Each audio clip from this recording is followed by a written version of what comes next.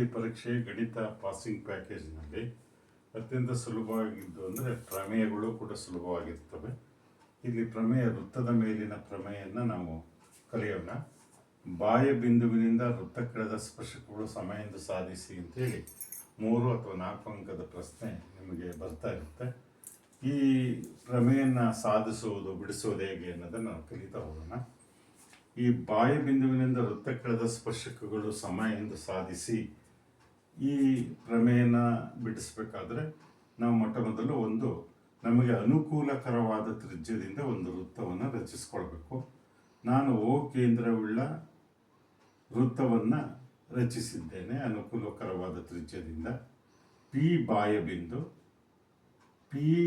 ಬಿಂದುವಿನಿಂದ ವೃತ್ತಕ್ಕೆ P Q ಮತ್ತು ಪಿ ಆರ್ ಸ್ಪರ್ಶಕಗಳನ್ನು ಎಳೆದಿದ್ದೇನೆ. ಈಗ ದತ್ತ ಚಿತ್ರದಲ್ಲಿರುವಂತೆ ಓ ಕೇಂದ್ರವುಳ್ಳ ವೃತ್ತಕ್ಕೆ ಬಾಹ್ಯ ಬಿಂದು ಪಿ ಈ ಪಿ ಬಾಹ್ಯ ಬಿಂದುವಿನಿಂದ ಪಿ ಕ್ಯೂ ಮತ್ತು ಪಿ ಆರ್ ಸ್ಪರ್ಶಕಗಳನ್ನು ಎಳೆದಿದೆ. ಇಷ್ಟೇ ತಥ್ಯವನ್ನು. ಇದೇನು ನಾವು ಮಾಡಿದವಲ್ಲ, ವೃತ್ತವನ್ನು ರಚಿಸಿದ ಮಾಡಿದ್ವಿ.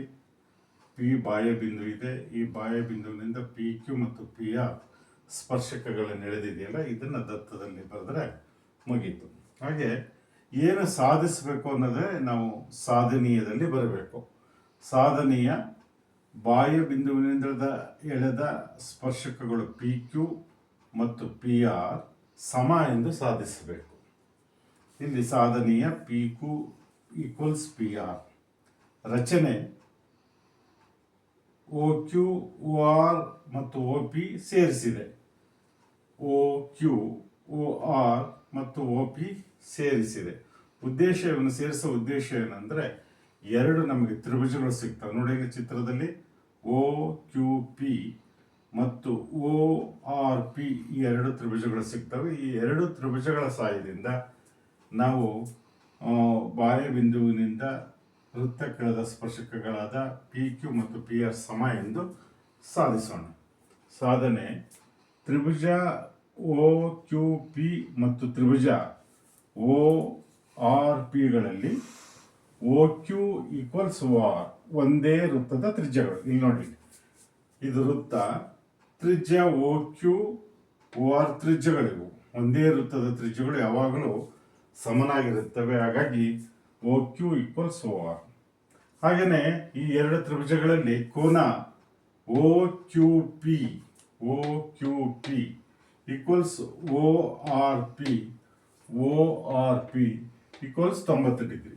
ಕಾರಣ ಏನಂದರೆ, ಓ ಕ್ಯೂ ಲಂಬಾಂತರ ಪಿ ಕ್ಯೂ ಮತ್ತು ಓ ಆರ್ ಲಂಬಾಂತರ ಪಿ ಆರ್. ಈ ಲಂಬಕೋನ ತ್ರಿಭುಜವು ಲಂಬಕೋನ ಉಂಟಾಗುತ್ತೆ, ಆದ್ದರಿಂದ 90 ಡಿಗ್ರಿ ಆಗಿರುತ್ತೆ.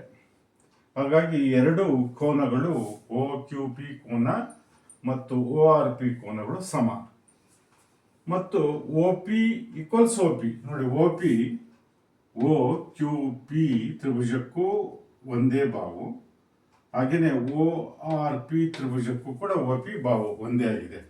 ಈ O P equals O P ಉಭಯ ಸಾಮಾನ್ಯ ಬಾವು. ಎರಡು ತ್ರಿಭುಜಗಳಿಗೆ, ತ್ರಿಭುಜ ಓ ಕ್ಯೂ ಪಿ ಮತ್ತು ಓ ಆರ್ ಪಿಗಳಿಗೆ ಓ ಪಿ ಉಭಯ ಸಾಮಾನ್ಯವಾಗಿದೆ, ಅದು ಕೂಡ ಸಮನಾಗಿರುತ್ತೆ.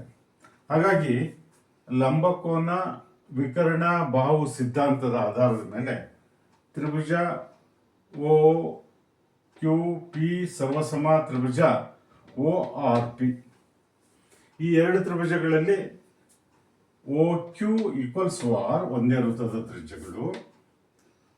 ಹಾಗೆಯೇ ಕೋನ O Q P equals O R P 90 degree ಮತ್ತು ಓ ಪಿ ಉಭಯ ಸಾಮಾನ್ಯ.